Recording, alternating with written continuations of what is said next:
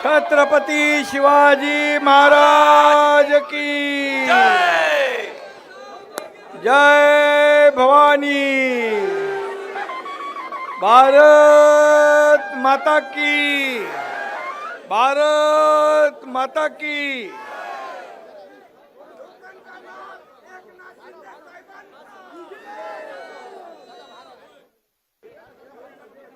माझ्या सर्व उपस्थित लाडक्या बहिणींनो आणि लाडक्या भावांनो, लाडक्या बहिणीच खूप आहेत, सगळीकडे लाडक्या बहिणीच आहेत। आणि आजच्या या अभ्यासिका आणि प्रशिक्षण केंद्र उद्घाटन प्रसंगी उपस्थित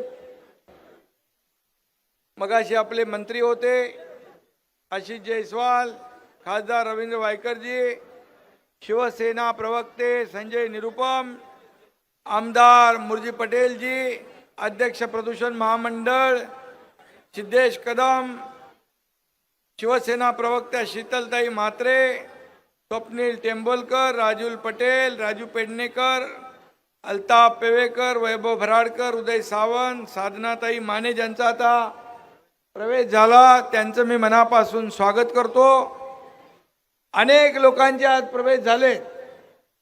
हे सर्व व्यापारी संघ आहे, विविध क्षेत्रामध्ये काम करणारे सगळे लोक शिवसेनेमध्ये दाखल झालेत, त्यांचं मी मनापासून स्वागत करतो। ज्ञानेश्वर सावंत, व्यासपीठावरील सर्व आपल्या वायकर ताई पण आहेत, सर्व मान्यवर आणि उपस्थित बंधू भगिनी आणि पत्रकार मित्रांनो, आता बराच वेळ आपण बसलेला आहात, त्यामुळे मी आपला जास्त वेळ घेणार नाही। मी एकदम थोडक्यात शुभेच्छा या ठिकाणी देणार आहे। आज संजय निरुपम यांनी अतिशय चांगली 3 कामं केलेली आहेत। एक, हिंदू हृदय सम्राट बाळासाहेब ठाकरे अभ्यासिका आणि धर्मवीर आनंद दिघे साहेबांच्या नावाचं धर्मवीर आनंद दिघे सरकारी नोकरी भरती प्रशिक्षण केंद्र, आणि एक मातीचा पैलवान लोकांचा आखाडा। आता मॅटवर गेले कुस्ती, परंतु संजय निरुपम हे मातीचा आखाडा, या मराठमोळा मातीचा आखाडा विसरले नाहीत। मी संजय निरुपम यांचं मनापासून अभिनंदन करतो, त्यांना धन्यवाद देतो। आता सगळे इथं संजय निरुपम पण आहेत आणि प्राध्यापक संजय मोरे हे पण आहेत, आणि त्यांनी बाळासाहेब ठाकरे IAS प्रशिक्षण योजना, कुठे गेले संजय, यांनी त्याच्यामध्ये मोठा सहभाग त्यांचा आहे। आणि खऱ्या अर्थाने हे दोन्ही संजय चांगले आहेत। सगळे संजय सारखे नसतात।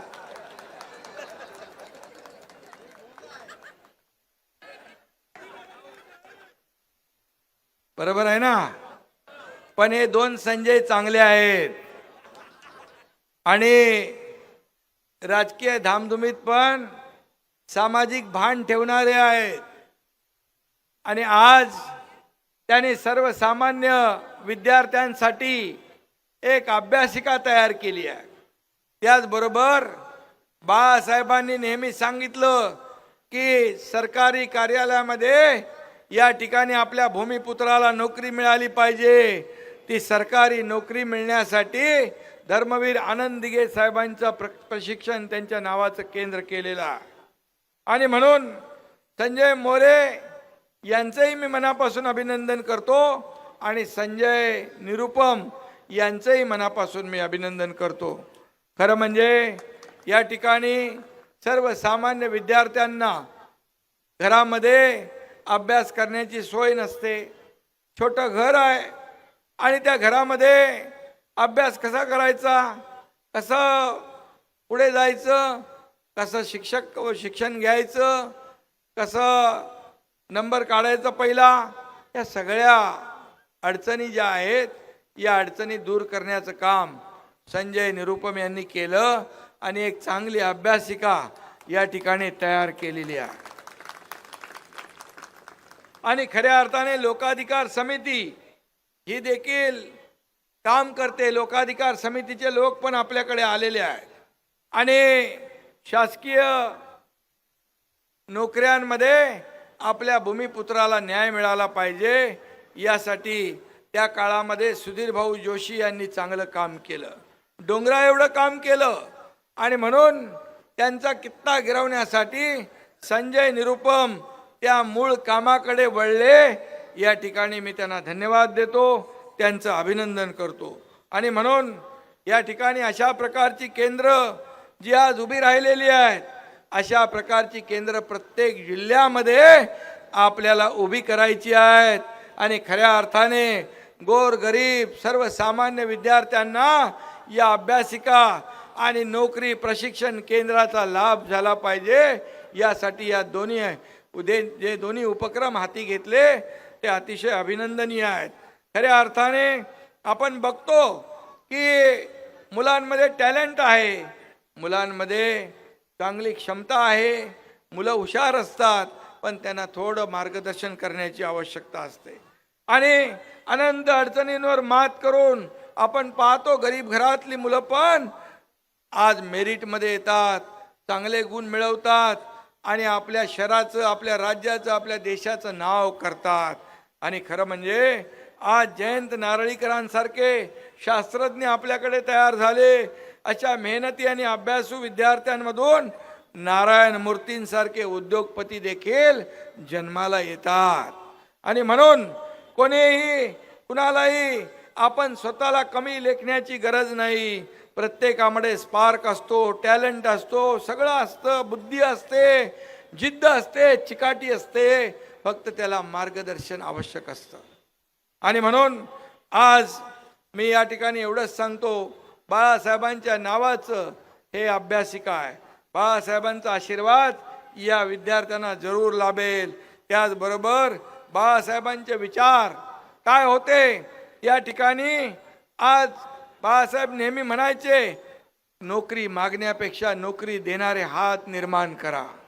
आणि म्हणून आज या ठिकाणी नोकरी प्रशिक्षण केंद्र या ठिकाणी उभं राहत आहे. आज मला अभिमान आहे, मी मुख्यमंत्री असताना गडचिरोली सारख्या जिल्ह्यामध्ये पालकमंत्री मी होतो तेव्हा गडचिरोली जिल्ह्यामध्ये टाटा कंपनी सोबत आपण इन्व्हेन्शन आणि इन्क्युबेशन सेंटर केलं. दरवर्षी 7,000 मुलं तिथं ट्रेनिंग घेत आहेत आणि उद्योगपती होत आहेत. ते तसंच आपण कल्याणमध्ये सुरू केलं, पुण्यामध्ये आता सुरू करतोय, महाराष्ट्रामध्ये अनेक ठिकाणी आपण हे सुरू करतोय. मुंबई महापालिकेच्या शाळांमध्ये मंगलप्रभात लोढा यांचं स्किल डेव्हलपमेंट सेंटर आहे. या स्किल डेव्हलपमेंट विभागातून प्रत्येक महापालिका शाळेमध्ये शिक्षण घेताना स्किल डेव्हलपमेंटचं शिक्षण देण्याचा देखील आपण निर्णय घेतला. आणि म्हणून मगाशी संजय निरुपम यांनी सांगितलं की मुख्यमंत्री असताना अनेक निर्णय घेतले. वायकरजी म्हणाले या ठिकाणी प्रत्येकाला घर पाहिजे, पुनर्विकास झाला पाहिजे. या ठिकाणी मी आपल्याला सांगू इच्छितो, परवाच कॅबिनेटमध्ये मुख्यमंत्री देवेंद्र फडणवीसजी यांच्या मार्गदर्शनाखाली आपण कॅबिनेटमध्ये एक निर्णय घेतला, नवीन गृहनिर्माण धोरण जाहीर केलं. या नवीन गृहनिर्माण धोरणामध्ये परवडणारी घरं, परवडणारी भाड्याची घरं आणि नोकरदार माझ्या लाडक्या बहिणी, शिक्षक, विद्यार्थी, ज्येष्ठ नागरिक, गिरणी कामगार आणि औद्योगिक कामगार देखील जे नोकरी करतात त्यांना देखील त्या घरांमध्ये सवलतीची घरं मिळाली पाहिजे. हा आपण त्यामध्ये आपण निर्णय घेतला. आणि म्हणून या मुंबईमध्ये ज्या झोपडपट्ट्या रखडलेल्या आहेत, जे माडाचे इमारती, त्यांचं अनेक वर्ष रखडलेले प्रकल्प आहेत, हे प्रकल्प पुढे नेण्यासाठी आपल्या सरकारने निर्णय घेतला आहे. आणि म्हणून फक्त आता SRA म्हाडा नाही तर MMRDA, BMC, CIDCO, MIDC, MSRDC, Mahapreet या सगळ्या सरकारी प्राधिकरणाला आपण यामध्ये सामील करून घेतलेला आहे.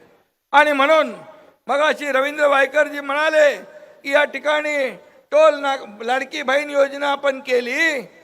मी लाडक्या बहिणींना सांगू इच्छितो, कोणी किती काही म्हटलं, कोई भी विपक्ष वाले कहेंगे कि ये लाड़की बहन योजना बंद हो जाएगी, लेकिन मैं कहता हूं ये लाड़की बहन योजना कभी भी बंद नहीं होगी. लाडकी बहीण योजना कधी बंद होणार नाही. विरोधी पक्षाने किती आवदळापट केली तरी सुद्धा ही लाडकी बहीण योजना आपण सुरू केली, ती कायम सुरू राहणार, हा शब्द आमचा आहे. निवडणुकीमध्ये जे जे आम्ही शब्द दिलेले आहेत, मग लाडकी बहीण योजना असेल, लेक लाडकी लखपती असेल, मुलींचं मोफत शिक्षण असेल, शेतकऱ्यांना न्याय देणं असेल, या सगळ्या ज्या काही योजना आम्ही जाहीर केल्या त्या आम्ही टप्प्याटप्प्याने पूर्ण केल्याशिवाय राहणार नाही. आमचं सरकार प्रिंटिंग मिस्टेक वाला सरकार नाही.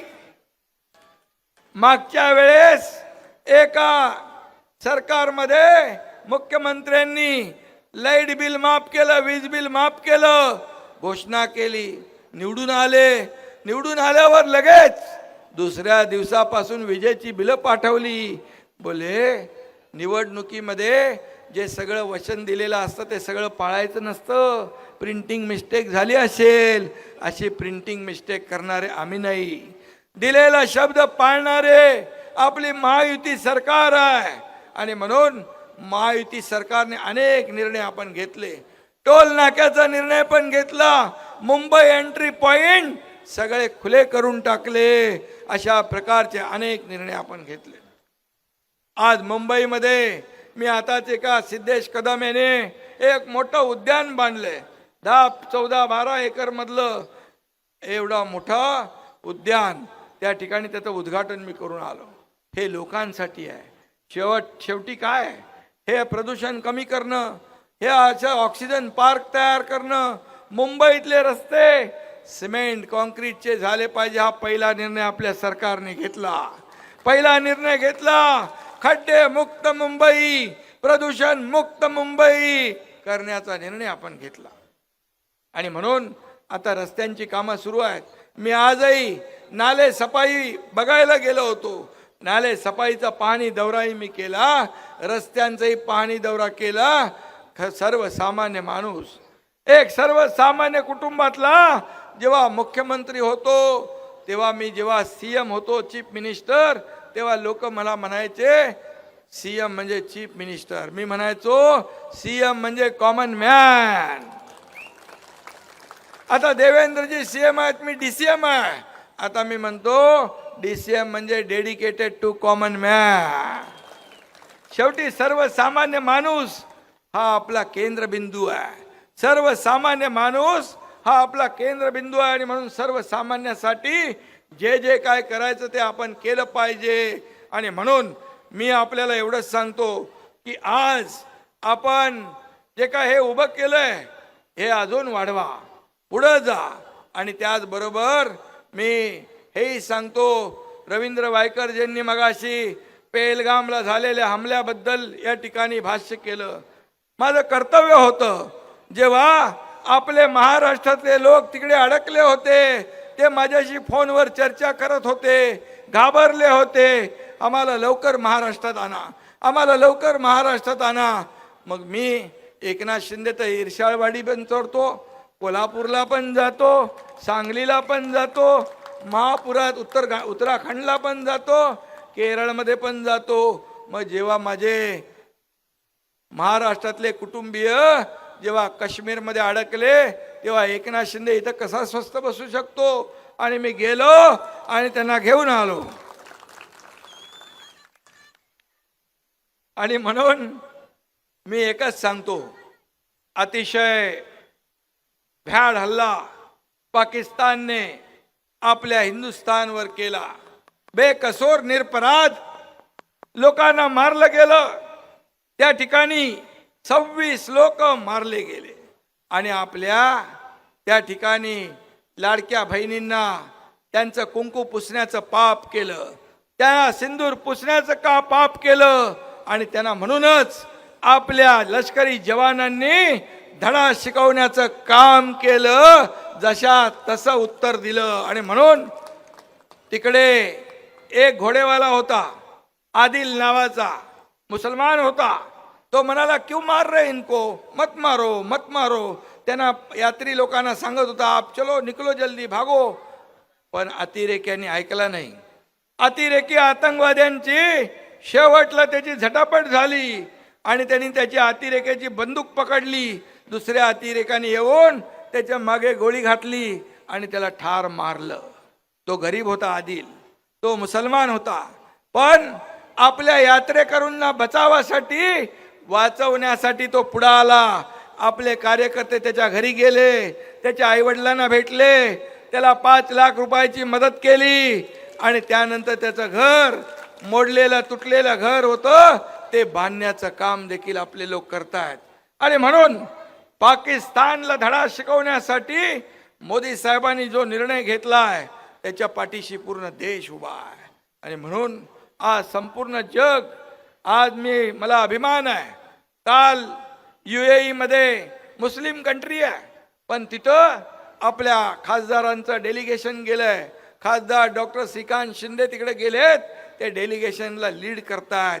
तिथल्या UAEच्या सर्व मंत्र्यांनी आणि अधिकाऱ्यांनी पण सांगितलं, आम्ही भारताबरोबर आहोत, भारत देशाबरोबर आहोत, दहशतवादाबरोबर आम्ही नाही. आणि म्हणून पुरं जग आज भारताबरोबर आहे. आणि म्हणूनच आज मी आपल्याला एवढंच सांगतो की देशभक्त हिंदू मुसलमान हे देशभक्त हे आपले आहेत. बाळासाहेब सांगायचे, जे देशभक्त ते कुठल्याही जातीपातीचे असू द्या आपले आहेत, पण इथं राहून पाकिस्तानचे गुणगान गायचं ते आपले नाही. आणि म्हणून आज अशा आदिल नावाच्या एक गरीब कुटुंबाच्या पाठीमागं उभं राहण्याचं काम देखील शिवसेनेने केलेलं आहे. आणि म्हणून मी आपल्या सगळ्यांना खूप खूप शुभेच्छा देतो. मी आपल्याला संजय निरुपमजी, तुम्ही एक चांगलं काम केलेलं आहे. या ठिकाणी आम्ही ठाण्याला चिंतामणराव देशमुख IAS प्रशिक्षण योजना सुरू केली. तिथून अनेक लोक IAS झाले, IPS झाले. आणि तुमच्या देखील या इथून तुमच्याबरोबर आता प्राध्यापक संजय मोरे आहेत. संजय मोरे, आणि हा देखील संजय मोरे चांगला माणूस आहे. आणि म्हणून या ठिकाणी तुमच्याही या केंद्रातून IAS होतील, IPS होतील, MPSC होतील, UPSC होतील. आणि म्हणून या ठिकाणी तुम्ही केलेलं काम आज खऱ्या अर्थाने, मग त्या पोलीस भरती आहे, तलाठी भरती आहे, शिक्षण विभागातील आहे, इतर सरकारी नोकऱ्या आहेत, यांना मार्गदर्शन करण्याचं काम तुमचं धर्मवीर आनंदगे प्रशिक्षण केंद्र करणार आहे. आणि म्हणून तुम्हाला मनापासून शुभेच्छा देतो. बाळासाहेबांच्या नावाचं तुम्ही अभ्यासिका केलेली आहे. बाळासाहेबांचा आशीर्वाद त्या मुलांना देखील लाभेल. आणि म्हणून मी आपल्याला एवढंच सांगतो की या सर्व विद्यार्थ्यांना जे इथे येतील त्यांना मी शुभेच्छा देतो. आणि खऱ्या अर्थाने जाता जाता एवढंच सांगतो, तुम्हाला हरिवंशराय बच्चन यांच्या एक कवितेची आठवण करून देतो. तू ना थकेगा कभी, तू ना रुकेगा कभी, तू ना मुड़ेगा कभी, कर शपथ कर शपथ कर शपथ, अग्निपथ अग्निपथ अग्निपथ. धन्यवाद. देश विदेशातील प्रत्येक घडामोडींचे लाईव्ह अपडेट मिळवण्यासाठी आता साम टीव्हीच्या सर्व सोशल मीडिया प्लॅटफॉर्मला लाईक, फॉलो आणि सबस्क्राईब करा.